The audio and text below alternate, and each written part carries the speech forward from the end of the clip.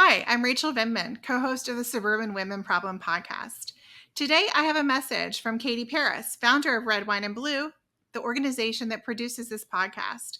Katie is on the ground in Ohio fighting for our reproductive freedoms, and you need to hear what the GOP is doing to take away our rights. And you also need to know how to fight back. If you would like to help, there is a link in the video description below.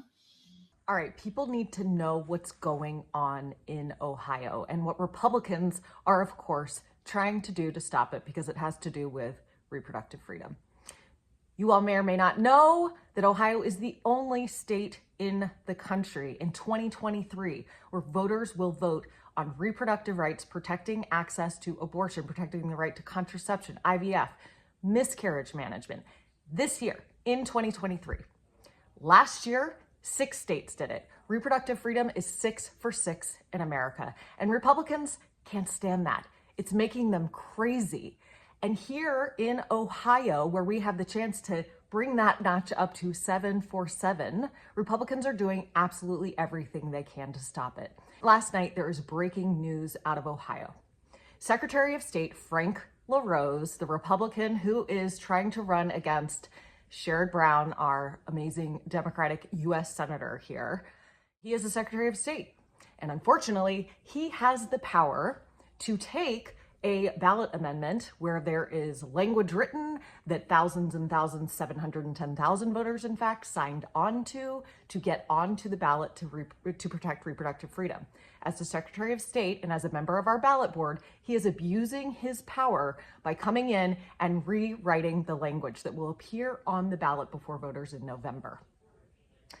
This was, of course, challenged by petitioners in court because the language that he got the ballot board to approve along partisan lines is completely misleading. It's a total fabrication. It uses inflammatory language. It is meant to confuse and mislead voters because they know that's the only way they can win, because they know that Ohio voters, like most Americans, the majority do in fact support reproductive rights. So this was challenged before the state Supreme Court, and last night, unfortunately, our state Supreme Court, which is also controlled by extremist Republicans, they desided with our Secretary of State. And so this misleading, inflammatory, and frankly, downright confusing language will stand. This is not the first time that Republicans have used the levers of power that they have in our state to try to stop this reproductive freedom amendment. Right-wing groups challenged the language itself when it was first approved by our Republican Attorney General. We got through that somehow. But then those groups came right in and they tried to say, no, this can't stand, raising all kinds of bogus issues against it.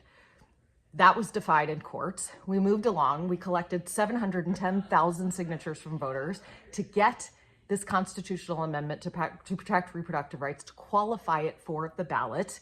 From there, you may have heard that we had to have a special election here in Ohio.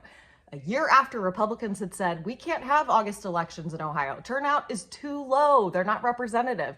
They went back on it. They changed the law back and they said, we're going to have a special election this August because we can't allow for reproductive rights to pass here in our state. So we had a special election where they tried to raise the threshold, not just on this constitutional amendment, not just on this ballot initiative, but this would be on all ballot initiatives going forward that they would require, instead of 50% plus one, a simple majority support. Instead, they were trying to raise that to a super majority, 60%, meaning that a minority of 40% of Ohioans could stop something that 60% of Ohioans support. Of course, our law for 112 years here has said, let's go with the simple majority, but they're so afraid of becoming another state to pass reproductive freedom that they tried to change the rules because they know, again, that the majority of Ohioans do support reproductive freedom. That failed. It failed miserably. They lost by 14 points. So here we are now, where Frank LaRose, he's had a huge loss. Our Secretary of State, who's running against Sherrod Brown, huge loss in August, 14-point loss. 15 counties who voted for Donald Trump swung to vote no against Frank LaRose and this attempt to take away the voice of voters.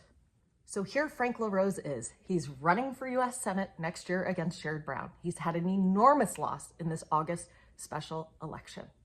and so he can't stand to have another.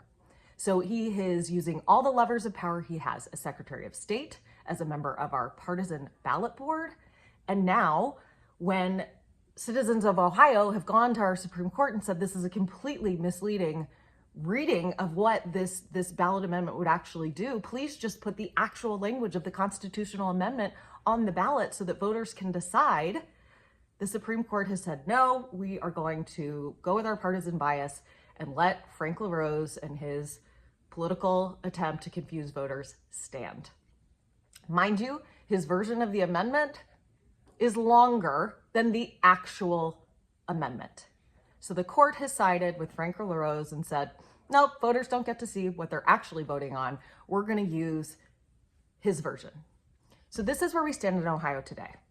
It is so important for every Ohio voter to know that no matter what misleading, confusing, propagandistic language appears on the ballot, they cannot change the constitutional amendment. We have to vote yes on November 7th, and early voting starts in October. We have to vote yes, because no matter what language and all the tactics that they're going to pull out to try to confuse and mislead voters, we know that we are voting to protect reproductive freedom. So we need help. We need help if you are in Ohio or you are outside Ohio and you know anyone in Ohio or you have time to help. We need all hands on deck here in Ohio. I lead a group called Red, Wine, and Blue, which is a women's group that I started in Ohio a few years ago. We now have nearly 500,000 members across the country, tens of thousands in Ohio, but we need even more voices. We need your help. We need you to sign up in the comments. Please click through to the form and raise your hand and say that you can help us get the word out about what this constitutional amendment actually says, to make sure that voters know what it actually says, and that they know that no matter what misleading language they put on the ballot, that is the constitutional amendment, that is the language that will actually be added to our state constitution, and that they know to vote yes.